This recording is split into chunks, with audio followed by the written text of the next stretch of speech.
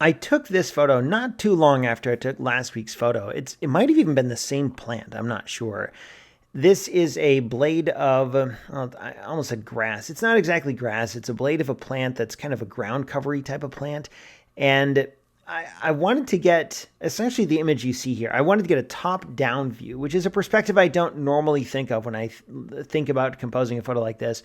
Normally, I like to get some sort of foreground, background, receding perspective shot like I did last week. But I thought I would try this and see what happened. And I wanted to see if I could get a picture with these water droplets really sharp and in focus, and the background really blurry and out of focus. And there's no focus stacking or any fancy techniques like that. This is just me standing straight above this, I guess I'll say a blade of grass because I don't really know what else to call it. Standing directly above it after a rainy morning, looking straight down with my camera and taking a whole bunch of shots, and hopefully one of them turned out. It's kind of tricky when you take a shot like this. I don't even know what to focus on. Do you focus on the water droplet or the blade of grass? And you might think, well, that's kind of a silly question. Like, it's basically the same thing. Yeah, but not really when you're talking macro. So the depth of field is so shallow.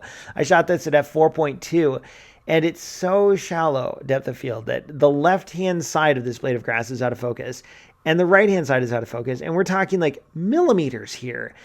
And that one large, almost said bubble, that one large water droplet in the middle is pretty well in focus.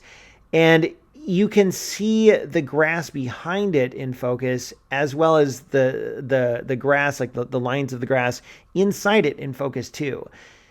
I mean, there's nothing magical or special technique here. It's just looking at this scene and thinking of what you can do from with a macro lens from maybe a slightly different perspective. It's a perspective I don't normally use.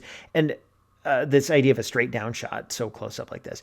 And I was really hoping to get pretty much what you see here. I wanted to get this blade of grass dividing the frame and having the background be nice and blurry. And I couldn't do that without a macro lens. So it was really fun to go out and take this. And I don't know, it's just another example of how you can get some really cool shots on a rainy day. And that's something I highly recommend to anyone, whether you have a macro lens or not, whether you have a DSLR or not. It's just cool to go and take photos on or after, during a rainy day, like when it's raining, or after it's rained and the whole ground and everything around you is just soaked in this shine that you don't normally see.